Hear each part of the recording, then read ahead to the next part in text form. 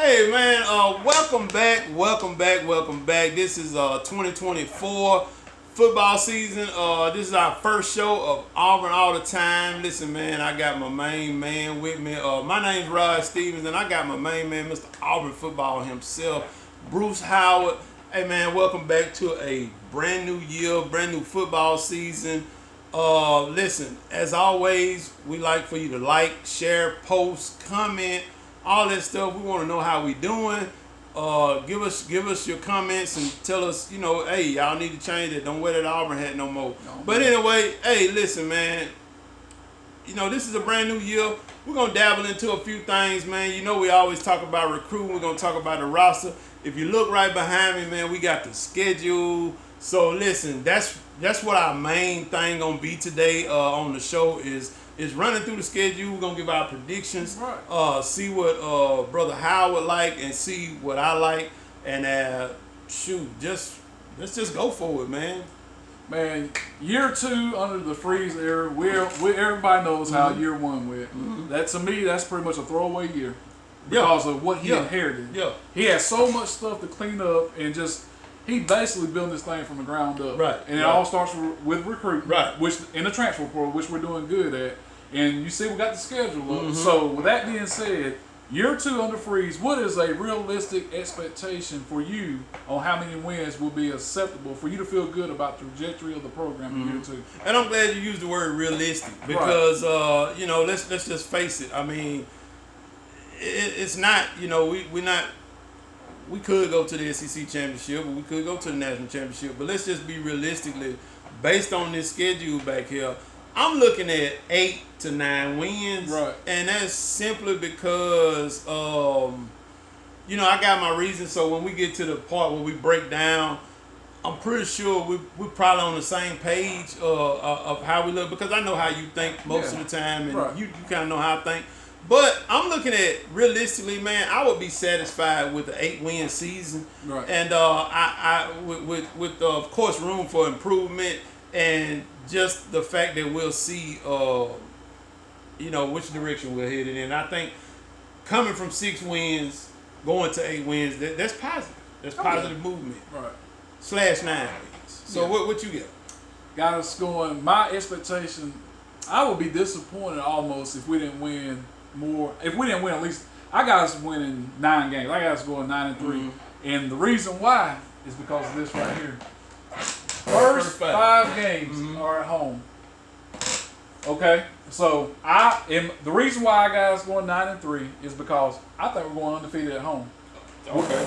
Great minds think alike. With Oklahoma and Texas A&M being the 2 toss-up games. Okay. And the reason why I got us going undefeated because we play better at home, obviously. Right. But it could change as the season goes and what teams do. But the reason I got us going 9-3, I think we split these 2 games here, Missouri and Kentucky. Great minds think alike. And the reason why, you can almost convince me, just hear me out, that we could beat both these teams. And the reason why I think we could is because Auburn has a better roster than both these teams. Even though I give them, they got Brady Cook, and they got Luther Burden III. They lost their best receiver, several guys on defense. And I would not take their roster over Auburn's. And I definitely wouldn't take them. No. That's your typical 6-7 win team. That's a given. So with that being said, my expectations for year 2 is 9-3. And I'm gonna tell you the reason why too that I'm confident because of one player. And the player I'm gonna tell you, you're gonna think I'm crazy, but the reason why I'm confident because, believe it or not, I'm confident in Peyton Thorne.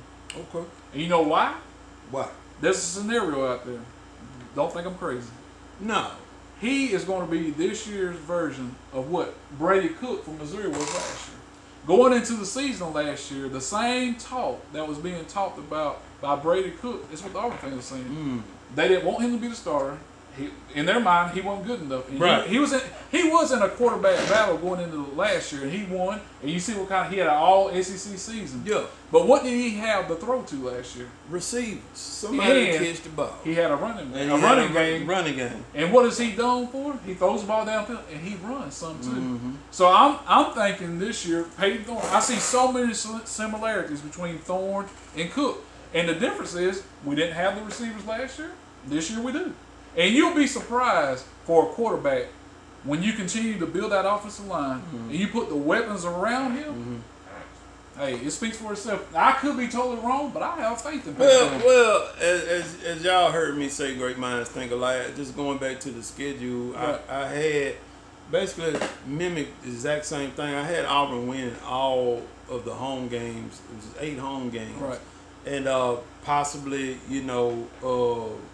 with the 9, where the 9 comes in, it is them splitting Mizzou and Kentucky, but Right. losing to Georgia and Alabama as well. But the segue to the roster. Here's my thought on Peyton Thorne. I can agree with you to a certain extent. Right. I do feel comfortable. I say I feel semi-comfortable. Right. With Peyton Thorne, with him having the reins this year of the offense. What I can say is this. I feel like this year, under the full tutelage of Hugh Freeze, Right. I feel like it's on Peyton Thorne. Everything. They played everything up. They gave him everything that he could ask for. They gave him all, he's got the ice cream, the cone, and all the toppings that he needs, Right. to make his sundae. Right. You know what I'm saying? So that probably was a dumb analogy. I know But what anyway, you good. Anyway, they giving him all the tools and weapons that he needs. Right. So, it's basically on him. And here's another thing I throw out there Right. for you to, to ponder on or to think about. Right. Is the fact that he came back as, I think what is a 5th-year senior or Right. something like that. So the fact that he came back, coaches see something in him, Right. and the coaches have given him the ability to see something in himself that he could produce on the field. Also, okay, would we have gotten the transfers that we've gotten if Peyton Thorne was not there? That's the question that I ask you. We would have got the in guys. your mind, what I do think you we would have think? still got the guys on defense. I'm not sure we would have got Percy Lewis, the tackle from Mississippi State. Right. I'm not even sure we would have got Robert Lewis from Georgia State. Right.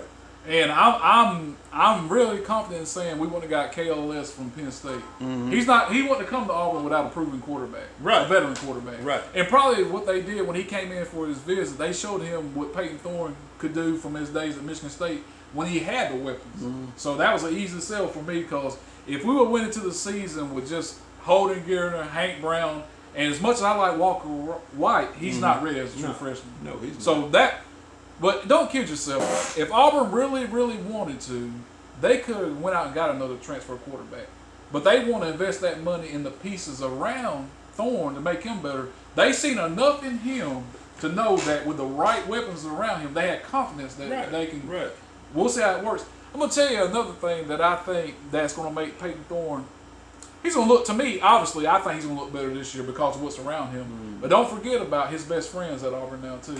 Okay. Sam Jackson, the quarterback we took from Cal that played against us last year, that's his best friend in high school. And they switched him. He's playing receiver for Auburn now. And I heard he's having a pretty good camp. And he's quick. He's got good hands. And he played he was Thorne's receiver in high school, if that makes sense. Yeah. So, and they're best friends. And so that's another, I mean, he's not going to be like the top, 1 or 2 receiver, but he's a good security blanket from him. Yeah. He'll play the slot. He's got good hands. Well, chemistry matters. Yeah, it does. You know what I'm saying? Oh, yeah. If you the chemistry produces comfortableness or comfortability or whatever. Right. It produces comfort. Right. And so well, he went from, I would say, our receiving core last year was towards the bottom of the SEC. Yeah. Now I can honestly say, in my mind, just at the receiver position alone, there's 3 guys that's gonna play in the NFL. Yeah. There's 3 guys on that roster. If not 4, we'll never know how, like Malcolm Simmons and Bryce Kane, the other freshmen, besides, you got your Cam Coleman and Perry Thompson. I can look and just tell you, them guys, Perry Thompson and Cam Coleman's going to play in the NFL. Yeah. And they're probably going to be first, second round guys. On their build alone. Yeah, so they're going to play in the NFL. And even like your Malcolm Simmons or Bryce Kane, who knows what they're going to do. But as of today, Auburn, to me, has 3 NFL receivers and an NFL tight end on their roster. I was just about to say, and please include the they tight will have end. 3. There's 3 NFL running backs on that roster too. Yeah. So easy. and there's 2, I think, 3 in the starting lineup. 3 NFL offensive linemen on that roster now. Yeah. So no excuses for Thorne. I mean, I'm willing to give him a pass because there was so much going on. There was bad chemistry in the locker room for one, because you had the Robbie Ashford situation. We both know that situation, and we're glad it's over with. And there's a reason he went to South Carolina, and there's a reason why he's not starting there either. So I mean, it speaks for itself. As much as I know him, and I think you know the family some too. Yeah. I mean, it's not nothing against him. He's actually related to my wife. I mean, that's obvious. So, but it just didn't. It wasn't meant to be. For him. So I mean, So we're moving on past that, and that was a problem last year. And the Philip Montgomery, that was a problem. that was a problem. So now, I'll say this though, as much as I like Thorne, I'm pulling for him. There's pressure on him to produce now though, Of and there's pressure on Freeze to produce too, because what happens is you go out and Auburn spent a lot of money to upgrade the talent, the receiving core, so they want a return on that investment. You see what I'm saying? You gotta have it. So, my prayer is that it works out, because what happens, the transfer portal is a real thing. And people know that Auburn has NFL receivers on our roster now. And there's teams, another team in this state that's got their eye on them too. And I hate to say it, I don't care for Alabama at all. You know how I feel about them. But they got a coach now that produces quarterback and receivers. So we have to be careful. Bro, and it's obvious. It's obvious. You know. So, But yeah, I mean, I agree with everything that you're saying. Just looking at the roster, the totality of the roster, and we basically just looked at the offensive side of the roster, which that brings me. Yeah, that's been a big issue for the last several years. And so that brings me to another topic, really on the offense, because we was talking about Philip Montgomery, where his replacements is homegrown Derrick Nix. Yeah. And we all know the Knicks fans. Yeah. So my question is this to you and the viewers, y'all can chime in, post your comments. Hey, by the way, like, share, all that stuff, man. We greatly appreciate y'all watching Auburn all the time. But anyway, back to what I was saying. Derrick Nix is offensive coordinator here at Auburn University. Is it just a title? It is, to a certain degree. Okay. But it's a title, but he's being groomed to take the job and run with it. I agree. Because he's never been a play caller before.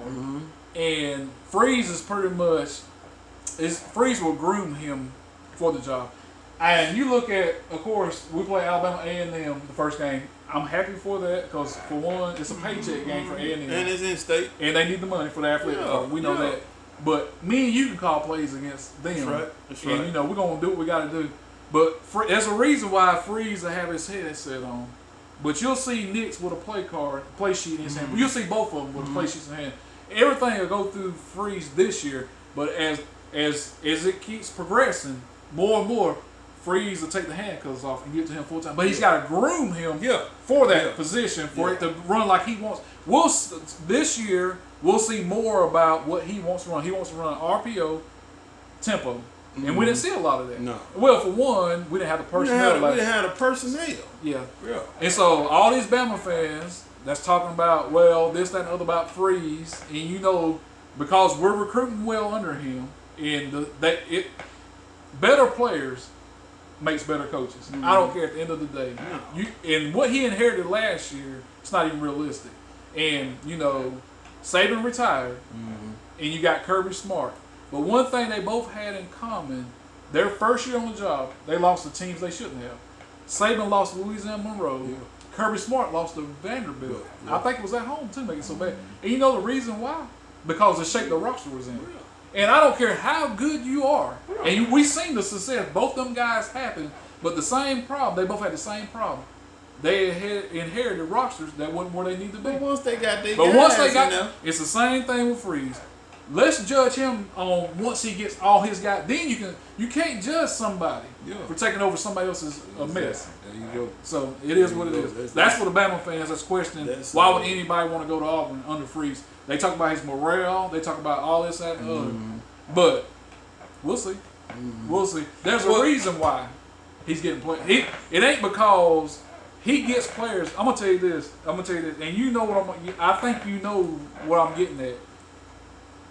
He uses redemption. He uses religion. And one thing you can't fool. I mean, you can fool some people, but you can't fool all the people all the time. And he knows how to win in a living room. Yeah, you can't take that away from him. You can't. He can once he locks in on a certain recruit. I'm not saying he's batting 1,000, but you know what I'm saying. It's high. And there's a reason why he wins in the living room, and you can't be fake and fraud. And eventually, it's gonna whatever you are, it's gonna come out. And whatever he's doing, it works. That's just like in the game of basketball. They tell you a shooter is a shooter. Yeah. He may be off one night or two or something, but he gonna shoot. Yeah. If he keep on shooting, he gonna shoot. You know, and it's gonna start falling. But anyway, man, speaking of play calling, I just had a crazy idea or just crazy thought, man. Listen, y'all, if y'all hadn't got that NCAA 2025 I don't video know nobody game, that hadn't got it yet. Man, listen. What's the first thing you said when you walked in? You looked on that shit. I saw that. I said, bro, you done upgraded to that Series S, ain't you? Just like that. So, yo, man, we Xbox fans, man, but I don't get it twisted. I will tear your head up on that PlayStation because they done changed their little controller. It's bigger for me. Yeah. So anyway, but man, listen, look, we ain't trying to promote the game or nothing, but I'm just saying, man, just realistically talking, man, that thing is a beast. I'm running my dynasty, man, with my boys for right now, with Auburn and what you looking like? Man, I'm straight. I'm let's see. I'm 13-1. Oh, I gotta play. I lost to Georgia. Oh God. You know what I'm saying? Listen, I keep all my settings the same, and I turn everything, you know, the level up. You know, I'm one of them type of gamers. You know, I want to be pushed or whatever. I lost to Georgia. We about to play. Shoot, I forgot. We about to play Oklahoma State University in the playoffs. In the playoffs. Yeah. You know what I'm saying? This the semifinal round. So that's weird. And another thing, man. I played Ole Miss in the quarterfinals, and so we didn't play them. Of course, we didn't play them in the regular season. Right. They're not even on our schedule this year. Right. Ole Miss, Mississippi State, and LSU. But anyway, man, the recruiting is retarded on that thing. It's difficult. You know, I got it down pat. I tell you what, give me the secret. Then I tell you what, you give me the secret. Well, I'll tell you this. I was playing with Oregon, and by my year 3 in my dynasty, that year 3 recruiting class, I had 9 5-stars. Oh my goodness! And I said, man, this is too easy. So I dropped them. And out of all respect for my boy Thorne, I'm playing with Michigan State right now. Okay. And I'm in year 3. I'm 8-1. I lost to Ohio State. Boy, you must be simulating some games. I'm on Heisman. That's a lot. Hey, listen. I'm on Heisman. That Heisman, boy, that's where it's at now. I'm on Heisman. You got to play. Listen, don't cheat yourself on the game, man. Play that thing on the high level and learn how to do that RPO and all that stuff. I'm an RPO guy. Man, I love it. I love it. Look, man, we can talk about that all day. But listen. Nothing. Back to the recruiting aspect of Auburn. Like I said, we just dabbling in the thing. Speaking of recruiting, how do you feel about recruiting, right? I feel amazing. What's more important? Why? What's more? Because tell me why. Because I already know what you gonna say. Because we're dominating in state. What's more important to you? We're dominating in state. In Alabama, they got the number 2 class in the nation. We got number 5. Mm-hmm. The majority of their class is from the West Coast. What's more important, protecting your backyard or just recruiting the best players you can get? Man, look. You can make an argument for both. Right. But when it comes down to it, they've had their most success. That's what I'm saying. When it comes down to it, protect your backyard because you have a much higher chance of keeping and retaining those players. Let me put a pause right there. Yeah. Speaking of recruiting, we got a couple of guests coming this year. Yeah, That's all I'm saying. We'll announce that at the end. Yeah. We got a couple of guests coming We're this excited about the way the show is heading. Hey, and we ain't gotta tell you who it is. We're from Gaston. Yeah, so you figure it out. Y'all figure it out. And but anyway, just anyway. Right. Anyway, man. But yeah, protecting your backyard, man. It's so important. And retaining. Well, I can think back when Gus was here, and Florida State, Clemson, Georgia just come in and get anybody they want. Just whatever they want to do. One thing about Pick of the litter. He's put a fence. That's what He's built the it fence. seemed like. He's built the fence. That's exactly what it seemed like, man. I give Alabama credit because after Saban, the board came in and said, he's not going to be able to recruit at this high level. Mm-hmm. And they are recruiting at a high level. I don't think it's on the level that Saban had it. No. I don't think so. No. But I think with the transfer portal and everything, it's much easier to maintain your roster from guys leaving you when you got guys closer to within driving distance of where they're from. That's my opinion. And I think when it comes to rivalry games, and you're from Alabama, you're from Georgia, the Alabama and Georgia means more to you. Yeah. And you to me, Alabama had I ain't gonna say they had one of their best teams last year. They had a real good, they had a solid team. And Auburn had one of their worst teams last year. Yeah. And you seen how that went. What kind of feat? Same thing with Georgia. You know what I'm saying?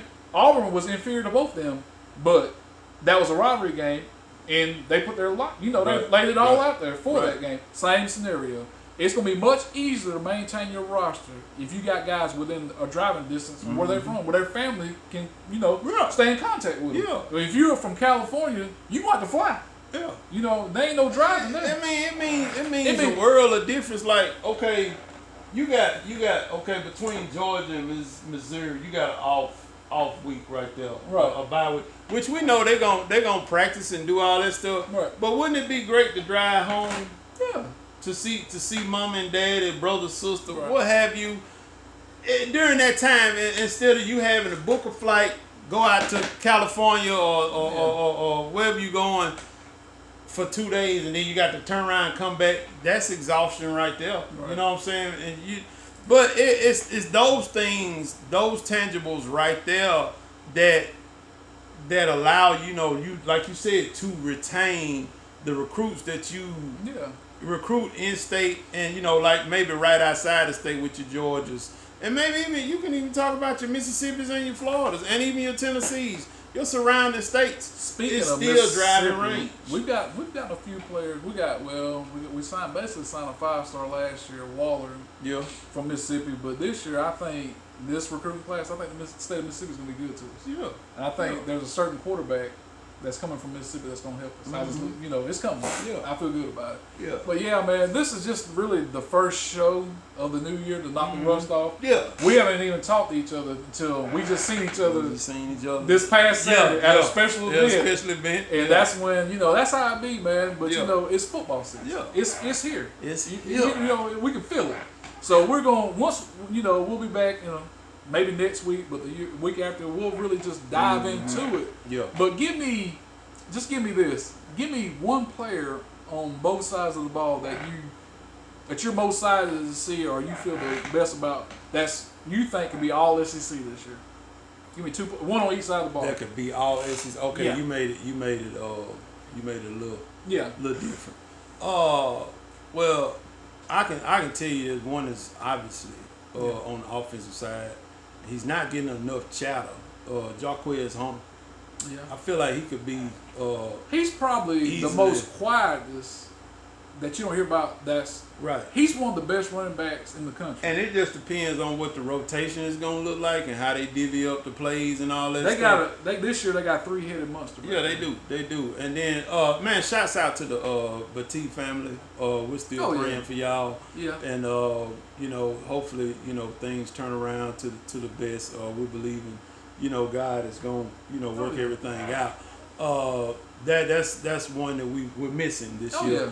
But we do have a 3-headed monster in Jeremiah Cobb, Jarquez Hunter, and what's his name? Damar Alston. it kind of reminds me, like I done told you before, it kind of reminded me of that Ronnie Brown, Cadillac, and Trey Smith similar trio we had that year. But anyway, I feel like Marquez Hunter could easily be all SEC this year on the offensive side. Could be first team. Could be first team. He's all SEC preseason, but he can really push for all first team. And I'll go, man, that's a lot to pick on defense, to be honest with you. But I think just from his energy, Eugene Asante. Oh yeah, that's he's gonna be easy. Them were two easy ones. Yeah, so you saying I'm taking the I'm with it. I'm taking the easy road out. But that's what he said. I'm different. Okay. I got Peyton Thorne on offense. Woo! I got Peyton Thorne. Hey. I'm gonna tell you why. I'm gonna tell you why. We know what Georgia's got at quarterback. We know what Alabama's got at quarterback. Yeah. I give you that. So Milroe and Beck. I think Thorne's gonna finish in the top 5 in the SEC in quarterback. Okay. And that's a big step from 12 or 13. But he has the potential though. So don't get it This twisted. is why I say that. Don't get it twisted. I think he's gonna pass for 3,000 yards. Okay. And I think he's gonna have maybe 350 on the ground. And I think he'll have 25 to 27 total touchdowns.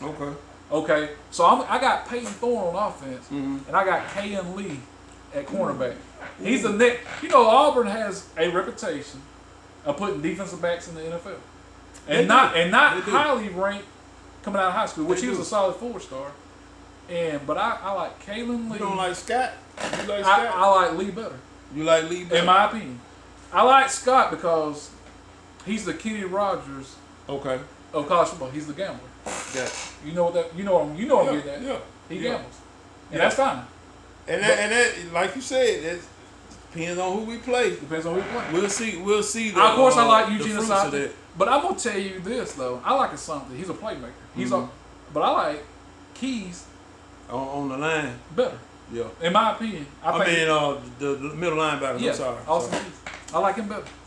But I mean, there's so many ways we can look at it. But so you going with Kayan Lee on defense and Peyton Thorne as of course, we're gonna have an all SEC, well, probably a freshman All-American at receiver.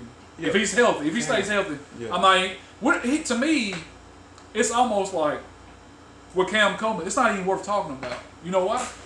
Because I've never felt this good about a freshman receiver at Auburn ever. I've been around for the DeAndre Greens, I've been around for just different ones. Yeah. But I've never felt this good. I know Frank Sanders was good. Of course, going back, we had the Alexander Wrights and guys like that. But I've never, since I've been following Auburn, I've never felt this good about a freshman receiver. He's our version of what A.J. Green was at Georgia. They're saying Julio at Alabama. That's more. I'll put Perry Thompson more in that category from a physical standpoint. But Thompson, from a physical. But I would say Cam Coleman's more. He's more acrobatic. Yeah, he's one-handed catches and stuff like that. I feel like he's gonna get bigger too. Well, he's over 200. He's up to 200 pounds now compared to what he was in high school. But I'm gonna tell you, 6'3". I mean, we've had some receivers in our, not what I would consider Hall of Fame type receivers, but since I've been following recruiting, we've never signed one like him. To me, in my opinion, we never have. This is the type of receivers you see at. Coleman is the type of receiver that you see at Alabama, Ohio State, not Auburn, but all that changes under Freeze. What is the misconception about Freeze? People look at him like he's a quarterback guru. He's not. He's a receiver developer. That's what he's known for. That's what he was. Yeah. I mean, his quarterback coach, Ken Austin, has been with him his whole career. He's the quarterback developer. Yeah. You know what I'm saying? He's the veteran on the staff. Yeah. But Freeze is a good receiver coach, but he's a good play caller, is what he is. A good scheme developer. He knows how to develop schemes. That's what he's known. And you got to have somebody catch the doggone ball. I mean, shoot. You're only as good. You have the best quarterback. You're only as good. Don't catch that rock, man. It's like, it sort of puts you in the mind frame. As good as Cam Newton was the year he won the MVP with the Panthers, he didn't have nobody around him. And you're only as good. That's why they went to the Super Bowl and done what they did. Yeah. So, Cause man, I ain't gonna even talk about that game. No, it's not even worth talking about. But yeah, man, they had a field day, Man, I put you this way. We're 17 days away from week 0. Florida State and Georgia Tech. what a way to start the season for Florida State to go to Atlanta and lose. I'm not saying it's gonna happen, but you know what I'm saying. What a way to start week 0. The way they done Florida State last year. They probably got. I'm sure they got a chip on their shoulder. They got a super chip I on would. their shoulder. I mean, I would be PO to the highest. Yeah. And I would come back, and every game would be a statement game. Right. You know, and that's just, you know, whatever they coach put into them. You know what I'm saying, and you know, motivate them that way. But anyway, we're not talking about Florida State. Man. I do like that game though. That game. But anyway, so man, that's it, man. I think like I said, we just want to jump on here, knock the dust off from a long. It seemed like, well, I take that back. This off season, this summer's kind of flew by. To man, me. it has. Well, to me. for one, because the recruiting's made it fun. And I'm gonna tell you something that has made it fun Right. and tied me over. You know, I used to tell you the game would tie me over from after the NBA Finals Yeah. to football season, but the game actually I think it came out a little later than what it normally Yeah, did. it did. And that used to tie me over to the football season, but I've thoroughly enjoyed the Olympics, man. The Olympics, you know, just something different. You know, I'm not a huge baseball fan. I can't necessarily watch baseball from inning 1 to inning 9. You just not. I watch get it from me. baseball, but I'm a Colorado Rockies fan, so Yeah, you know I and ain't got that's much. even sadder.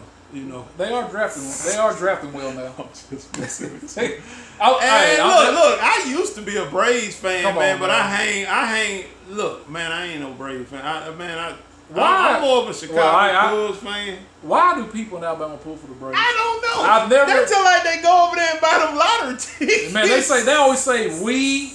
As an Auburn fan, I cannot support anything from the state of Georgia. It's too hard. It's for me. It's hard. I don't care about we and America. It's hard, man. That's Man. like I said, man. I pick me. Even with the NFL, I'm not Atlanta. I'm gonna tell you. Falcons. I'll tell you another reason why I don't pull for the Braves. It's too many Bammers that pull Yeah, for them. yeah, I can't Cause they think associate. that little 8 L's. Yeah, I can't associate myself with teams from Georgia and teams that Alabama pulls for from Georgia. Yeah, you right. There's no way. That's why I don't like Dallas. I don't. like the Dallas Cowboys. I don't hate the Braves. Yeah. I see them because they're on TV. Right. But I don't pull for them. I'm not a Braves fan. Nope, I'm not a Braves I'm a fan. Colorado Rockies fan because I like them. Just I had to pick me a team to pull for to Yeah. have something to do during baseball I feel season, you. and I have no pressure on me.